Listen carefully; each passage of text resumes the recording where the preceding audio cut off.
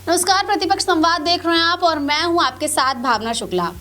देहरादून से एक दिल दहला देने वाली खबर सामने आई है। खबर में है कि जहां पर एक प्रेमी ने अपनी प्रेमिका का गला दबाकर हत्या कर डाली। सिर्फ इतना ही नहीं, सूटकेस में लाश को भरकर खाई में फेंक भी दिया।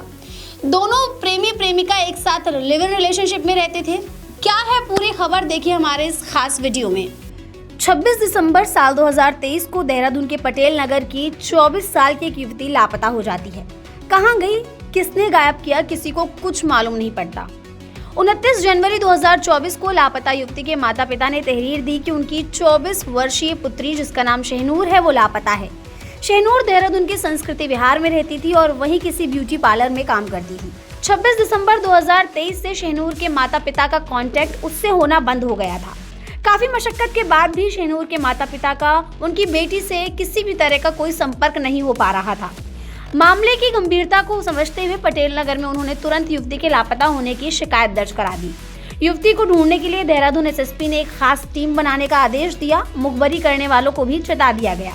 मामले की जांच पड़ताल में जुटी पुलिस के हाथ जानकारी लगती है कि शहनूर संस्कृति विहार में राशिद नाम के एक लड़के के साथ लिव इन रिलेशनशिप में रहती थी और जब से शहनूर गायब हुई है तब से राशिद भी देहरादून से फरार चल रहा है।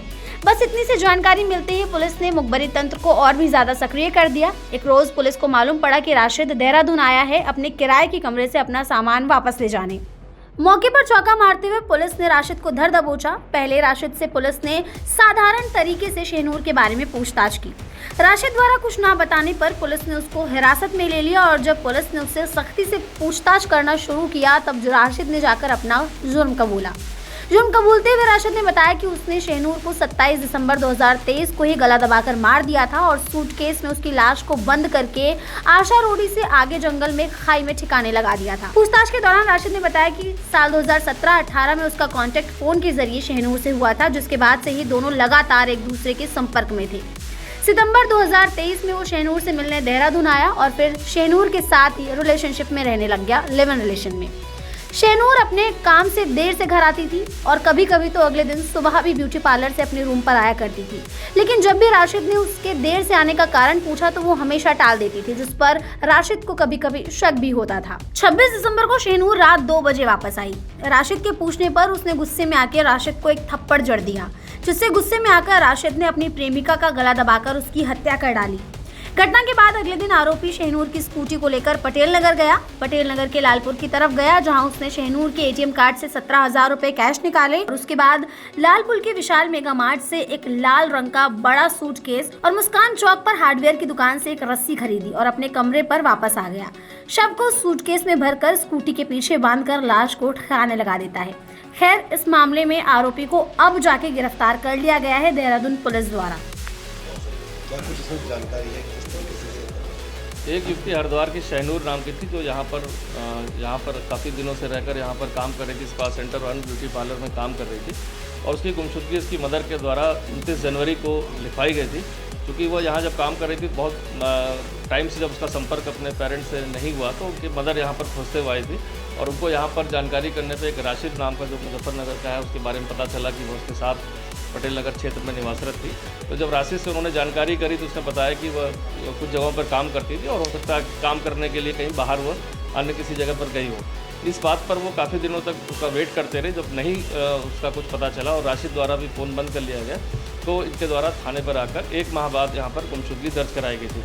गुमशुदगी दर्ज होने के बाद राशिद की चूँकि एक नाम आया था उसमें उसकी तलाश की जा रही थी, लेकिन लगातार वो अपने घर और रिश्तेदारों में कहीं पर मौजूद नहीं था। कल देर रात्रि सूचना मिली कि वह अपने किराए के घर में अपना कुछ सामान लेने आया, जिस पर उसको पूछताछ की गई और थाने लाया गया। थाने पर पूछताछ पर कुछ हमारे पास इसमें पहले एविडेंस भी आए थे, तो उसके आधार पर जब पूछताछ की गई तो उसने बताया कि उसने मृतका शहनूर को गला दबाकर उसकी हत्या कर दी और हत्या करने के बाद 27 दिसंबर को ही उसने एक सूटकेस खरीदा बाहर विशाल मेगा मार्ट से और रस्सियाँ कर दी और उस सूटकेस में उसकी स्कूटी पर रखकर वो उसको आशा रोडी के आगे जंगलों में कहीं फेंका है। इस सूचना के आधार पर पुलिस टीम द्वारा आज जंगल में कॉम्बिंग सर्च अभियान उसके निशानदेही पर की गई, जहां पर सूटकेस और मृतका की वहां पर डिकम्पोज बॉडी बरामद कर ली गई है। पूरा घटनाक्रम में पूछताछ में उसने बताया कि वह लिव इन रिलेशनशिप में रहता था और साथ ही साथ उसको कहीं शक था कि देर रात आती तो उसका कहीं संबंध हो सकता है। इस बात पर उनका बीच बीच में झगड़ा होता था और एक दिन आवेश में आकर रात्रि में जब वो देर से आई